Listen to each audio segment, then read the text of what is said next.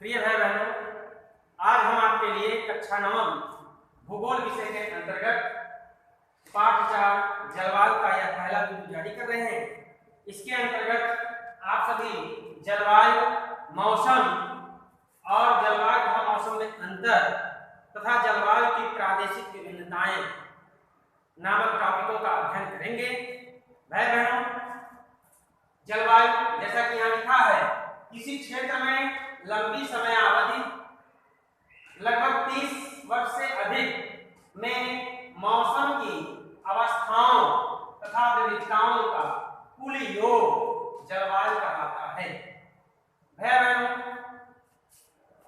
अर्थात किसी क्षेत्र अथवा स्थान पर लंबी समयावधि लगभग 30 से 35 वर्षों के अंतराल में पाई जाने वाली मौसम संबंधी अवस्थाओं के योग के औसत को जलवायु कहते हैं।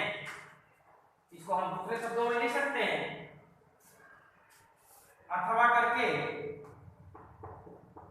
किसी क्षेत्र अथवा स्थान में लंबी समयावधि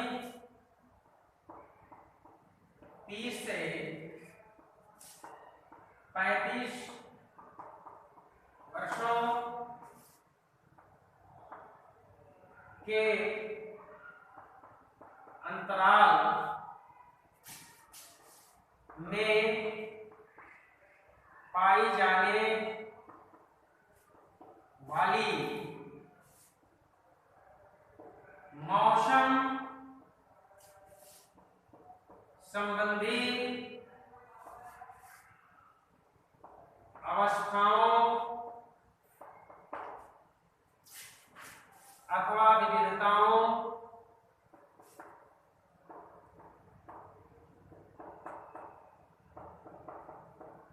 के योग के औसत को जलवायु कहते हैं। भाई बहनों, इसको दो तरह से लिख सकते हैं। किसी क्षेत्र में लंबी समयावधि 30 वर्ष से अधिक में मौसम की अवस्थाओं तथा विविधताओं का कुल योग जलवायु कहलाता है, अथवा किसी क्षेत्र अथवा स्थान में लंबी समयावधि 30 से 35 वर्षों के अंतराल में पाई जाने वाली मौसम संबंधी अवस्थाओं अथवा विविधताओं के योग के औसत को जलवायु कहते हैं। तो इस प्रकार से जलवायु क्या है? किसी क्षेत्र अथवा स्थान में और जो मौसम पाया जाता है 30 से 35 वर्षों के अंतराल तक का, उस मौसम में क्या क्या तत्व पाए जाते हैं, क्या क्या घटक पाए जाते हैं लगातार 30 से 35 वर्षों तक। यदि वही तत्व, वही घटक लगातार उस क्षेत्र में बने रहते हैं वे मौसम के, तो वही उस क्षेत्र का क्या हो जाता है? जलवायु हो जाता है। जैसे भारत को ले लीजिए, भारत में और मानसूनी घटक, मौसम के मानसूनी घटक, मानसूनी तत्व अर्थात गर्मी, वर्षा, इस प्रकार से मौसमी हवाओं का प्रवाह, ये सारी मौसम की घटनाएं घटित होती रहती हैं। तो भारत को मानसूनी जलवायु वाला देश घोषित कर दिया गया है। भैया बहनों, जलवायु के निर्धारण का मुख्य आधार तापमान और वर्षण है। जलवायु के निर्धारण का या जलवायु के विभाजन का मुख्य आधार क्या है? तापमान है और वर्षण। इसको हम तापमान ही मुख्य मानते हैं, क्योंकि पृथ्वी पर एक समान तापमान सूर्य का हर जगह नहीं पड़ता है। कहीं पर तिरछी रोशनी पड़ती है, कहीं पर सीधी रोशनी पड़ती है, कहीं पर ध्रुवों पर 6 महीने दिन 6 महीने की रात होती है, और हमेशा सूर्य क्षितिज पर टिमटिमाता रहता है 6 महीने लगातार, और 6 महीने तो दिखाई ही नहीं देता है। तो आप कल्पना कीजिए जब सूर्य नहीं दिखाई देता है तो वहां का तापमान कैसा रहेगा, एकदम कम रहेगा। और वहां की जलवायु कैसे रहेगी, शीतल रहेगी। जहां पर सूर्य तिरछा पड़ेगा वहां पर तापमान समशीतोष्ण रहेगा, अर्थात ना तो अधिक उष्ण रहेगा ना तो अधिक ठंडा रहेगा। तो वहां की जलवायु समशीतोष्ण जलवायु कहलाएगी, शीतोष्ण जलवायु कहलाएगी, आधा शीत आधा उष्ण। और जहां पर सूर्य 12 महीने लंबवत चमकता है उन क्षेत्रों पर उष्ण जलवायु रहेगी, उसको हम उष्ण कटिबंध भी कह सकते हैं।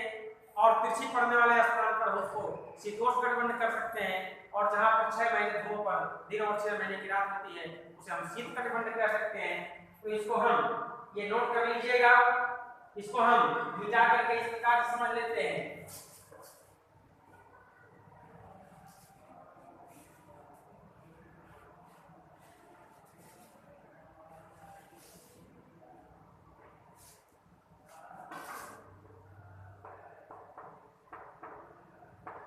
जलवायु की प्रादेशिक विभिन्नता, इसको ग्लोब, भूमध्य रेखा, कर्क रेखा, मकर रेखा, ये 0 अंश, ये 23.5 अंश, और ये 23.5 अंश दक्षिणी हो गया, ये 23.5 अंश उत्तरी हो गया, और ये 66.5 अंश दक्षिणी हो गया, और ये 66.5 अंश उत्तरी हो गया, और ये 90 अंश उत्तरी, और ये 90 अंश दक्षिण। जैसा कि ये ग्लोब है, पृथ्वी है, पृथ्वी का एक मॉडल है, एक नमूना है। और ये पृथ्वी को बीचों बीच से बांटने वाली रेखा भूमध्य रेखा है। सूर्य की किरणें बारी बारी से मकर रेखा और भूमध्य रेखा और फिर कर्क रेखा और फिर यहीं से लौट करके भूमध्य रेखा और मकर रेखा, ये बारी बारी सूर्य की किरणें वर्ष भर यहाँ लंबवत चमकती हैं। इसलिए इस क्षेत्र को, संपूर्ण क्षेत्र को उष्ण कटिबंध कहते हैं। 23.5 से 66 अंश तक ये बारी बारी से सूर्य की किरणें यहाँ हमेशा तिरछी पड़ती हैं, उत्तरी गोलार्ध में भी दक्षिणी गोलार्ध में भी। इसलिए इसको हम दोनों गोलार्धों में शीतोष्ण कटिबंध कहते हैं, शीतोष्ण कटिबंध। ये हो गया, और ये भी उष्ण कटिबंध है आपका दोनों गोलार्धों में, और ये शीतोष्ण कटिबंध है, और इसे शीत कटिबंध कहते हैं। शीत कटिबंध भी दोनों गोलार्धों में शीत कटिबंध, क्योंकि यहाँ सूर्य 6 महीने उत्तरी ध्रुव पर टिमटिमाता है और 6 महीने दक्षिणी ध्रुव पर टिमटिमाता है। इसलिए ध्रुवों पर हमेशा बर्फ की चादर जमी रहती है। इस ध्रुव पर अंटार्कटिका महाद्वीप है, इस ध्रुव पर आर्कटिक महासागर है। जो आर्कटिक महासागर है वो वर्ष भर और जमा रहता है। केवल जब 6 महीने सूर्य की किरणें टिमटिमाती हैं वहां पर क्षितिज पर, क्षितिज अर्थात जहां आकाश और धरती का मिलन होता है, जब सूर्योदय के समय सूर्य दिखाई देता है उसे हम क्षितिज कहते हैं। उसी पर वर्ष भर 6 महीने, ये पूरे 6 महीने ये सूर्य की किरणें वहां लंबवत वहां जो है टिमटिमाती हैं, लंबवत नहीं चमकती हैं। ऐसे 6 महीने यहाँ जो है टिमटिमाती हैं। तो बारी बारी 6 महीने टिमटिमाने के कारण जब यहाँ टिमटिमाती है तो यहाँ का बर्फ कुछ पिघलता है और जो सागर है थोड़ा दिखाई देता है, और अंटार्कटिका महाद्वीप पर जब कुछ बर्फ पिघलता है, जब यहाँ सूर्य की किरणें टिमटिमाती हैं तो वहाँ काई नीचे जैसी पंक्तियाँ दिखाई देती हैं। तो इस प्रकार से ये शीत कटिबंध है दोनों पर। और उसके बाद उससे आगे आइए शीतोष्ण कटिबंध, अर्थात यहाँ जो तिरछी सूर्य की किरणें पड़ती हैं, सीधी नहीं पड़ती हैं वर्ष भर। तो इसलिए इन दोनों गोलार्धों में जो ये क्षेत्र पाए जाते हैं ये समशीतोष्ण जलवायु में पाए जाते हैं, शीतोष्ण कटिबंध से कहा जाता है। और कर्क रेखा से मकर रेखा के बीच बारी बारी से सूर्य की किरणें लंबवत चमकती हैं। यहाँ 22 दिसंबर को लंबवत चमकती हैं, यहाँ फिर उसके बाद में 31 मार्च को लंबवत चमकती हैं, और फिर यहाँ 31 जून को लंबवत चमकती हैं, फिर 31 जून से यहाँ 23 सितंबर को लंबवत चमकती है, फिर 22 दिसंबर को लंबवत चमकती हैं। लंबवत सूर्य की किरणें चमकने के कारण यह पूरा उष्णकटिबंध में आता है। भारत उष्णकटिबंध का मानसूनी जलवायु वाला देश है, क्योंकि यहाँ मानसूनी हवाओं का विशेष प्रभाव रहता है। तो इस प्रकार से आपको ये जलवायु की प्रादेशिक विभिन्नताएं समझ में आया होगा। भैया बहनों, जलवायु की प्रादेशिक विभिन्नताओं का प्रमुख आधार तापमान है, तापमान की विभिन्नता है, और उसके बाद वर्षण है। वर्षण में हिमपात आता है, ओस आता है, कोहरा आता है, वर्षा होता है, पाला, तुषार, ये सारी घटनाएं, ये जो मौसम की सारी घटनाएं हैं, ये घटनाएं जो घटित होती हैं इसे वर्षण कहते हैं। वर्षण अर्थात आकाश से कोई ना कोई चीज की वर्षा हो। ऐसा नहीं कि केवल जल ही बरसता है, ओले भी बरसते हैं, हिम भी बरसता है। तो इन सब घटनाओं को हम वर्षण कहते हैं। ये मौसम के घटक हैं। अब इसके बाद हम समझेंगे मौसम किसे कहते हैं, क्योंकि जलवायु को समझे तो मौसम को हमें समझना होगा। और एक चीज और बताते चलें कि तापमान की विभिन्नता के कारण ही भारत में ग्रीष्म ऋतु में भी, और जहां पहलगाम में तापमान 20 सेंटीग्रेड होता है, वहीं राजस्थान में 50 सेंटीग्रेड होता है। जहां शीत ऋतु में तापमान और द्रास क्षेत्र में -45 डिग्री सेंटीग्रेड चला जाता है, द्रास क्षेत्र में जम्मू कश्मीर में आता है -45 डिग्री सेंटीग्रेड रहता है। वहीं पर राजस्थान में और केरल में, तमिलनाडु में तापमान और 50 सेंटीग्रेड रहता है। राजस्थान में और केरल में, तमिलनाडु के समुद्र के इलाकों में तापमान और 35 से 40 डिग्री तक सेंटीग्रेड तक आता है। तो इस प्रकार से यहाँ पर तापमान की क्या विभिन्नताएं पाई जाती है भारत में। इसलिए भारत जलवायु की विविधताओं वाला देश कहलाता है। यहाँ जब मानसूनी हवाएं चलती हैं, उन मानसूनी हवाओं का ये वर्ष के 8 महीने तक इनका प्रभाव आता है, शीत ऋतु को छोड़ करके। इसलिए ये मानसूनी जलवायु वाला देश कहा जाता है। उष्ण प्रधान मानसूनी जलवायु वाला उष्ण प्रधान देश कहलाता है। उष्ण प्रधान अर्थात वर्ष के 4 महीने यहाँ शीत काल रहता है, बाकी और 8 महीने यहाँ आपका गर्मी का मौसम रहता है। जो वर्षा ऋतु होती है, वर्षा ऋतु में भी उमस होता है, गर्मी होता है, और जो ग्रीष्म ऋतु होता है लेकर के आपके मार्च से लेकर के वो भी, और ग्रीष्म ऋतु का काल होता है। इसलिए यहाँ उष्ण गर्मी का अधिक प्रभाव आता है। इसलिए मानसूनी जलवायु वाला उष्ण प्रधान देश से कहा जाता है भारत को। तो ये जलवायु की प्रादेशिक विभिन्नताएं। वहीं पर शीत ऋतु में जहाँ हिमपात होता है, वहां पर शीत ऋतु में तमिलनाडु के सागर तटीय इलाकों में, केरल है, मुंबई है, वहां वर्षा होती है। तो ये प्रादेशिक अंतर जो होता है, ये जो प्रादेशिक विभिन्नता अर्थात क्षेत्रीय विभिन्नता होती है, ये जलवायु और वर्षण के आधार पर होती है। आगे हम मौसम के बारे में अध्ययन करेंगे।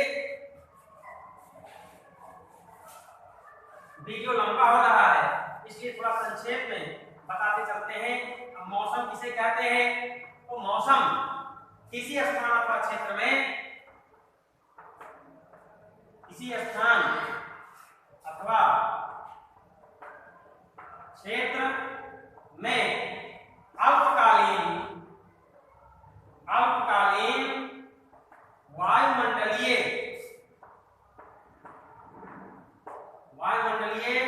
दशाओं जैसे ओला, वर्षा,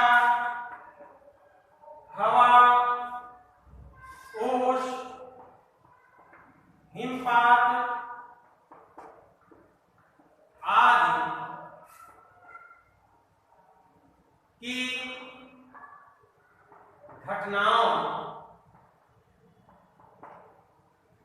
के योग के औसत को मौसम कहते हैं।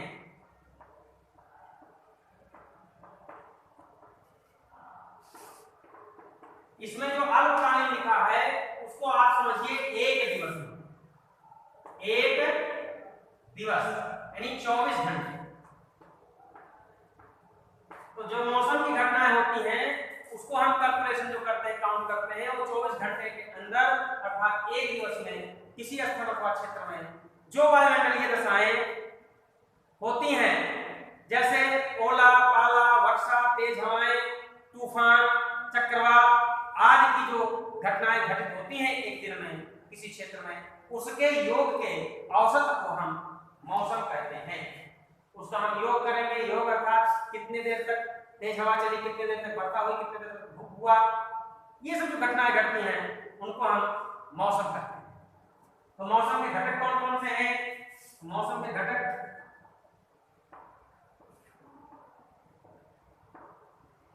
जो भी आपके एक दिन में, जैसे बादल हो गया, आज थोड़ी देर बादल रहा तो बादल भी क्या है? मौसम का एक घटक है। बादल हुआ, धूप हुआ, हवा तेज चलेगी, मध्यम चली, चक्रवात जिसको तूफान कहते हैं, पाला, ओला,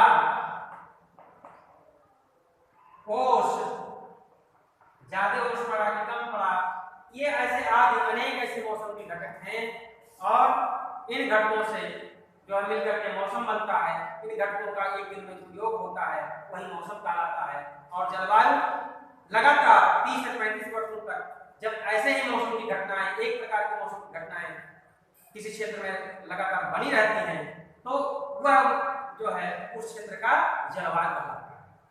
अब आगे जलवायु और मौसम में अंतर, तो हम देखते हैं वायुमंडल की दीर्घकालीन दशाओं का वर्णन जलवायु के अंतर्गत होता है और मौसम के अंतर्गत वायुमंडल की अल्पकालीन दशाओं का योग होता है, कैलकुलेशन होता है। दूसरा, जलवायु किसी स्थान पर लंबे समय तक समान रहती है, जबकि मौसम में स्थान एवं समय के अनुसार पल पल में परिवर्तन होता रहता है। अर्थात अभी धूप हुआ, फिर जो है वर्षा हो गई, फिर बादल आ गए, छा गए, फिर तेज हवा चलने लगी। अर्थात मौसम में पल पल ये परिवर्तन होता रहता है। इसका प्रभाव व्यापक क्षेत्र में, अर्थात जलवायु का जो प्रभाव होता है वो व्यापक क्षेत्र में होता है और इसका प्रभाव सीमित क्षेत्र में होता है। इसमें एक चीज बता लीजिए आप, किसी सीमित स्थान, छोटे स्थान को कह सकते हैं, किसी छोटे स्थान अथवा क्षेत्र, तो इसका जो स्थान होता है वो सीमित होता है, क्षेत्र सीमित होता है, जबकि जलवायु का क्षेत्र विस्तृत होता है बड़े क्षेत्र में। और यह वायुमंडल के सभी दशाओं के औसत का योग होता है, अर्थात जो वायुमंडल के सभी दशाएं होती हैं, जो मौसम होती हैं, उसके योग का औसत होता है। और जबकि मौसम में वायुमंडल के किसी एक या दो दशा का प्रतिनिधित्व किया जाता है। तो इस प्रकार से आपको जलवायु, मौसम और जलवायु की प्रादेशिक विभिन्नताएं, जलवायु और मौसम में अंतर आदि आज आपको पढ़ाया गया। आशा है कि आपको समझ में आया होगा और आप इसका नोट्स तैयार कर लीजिए, ये सब नोट कर लीजिए और इसका अध्ययन करिए।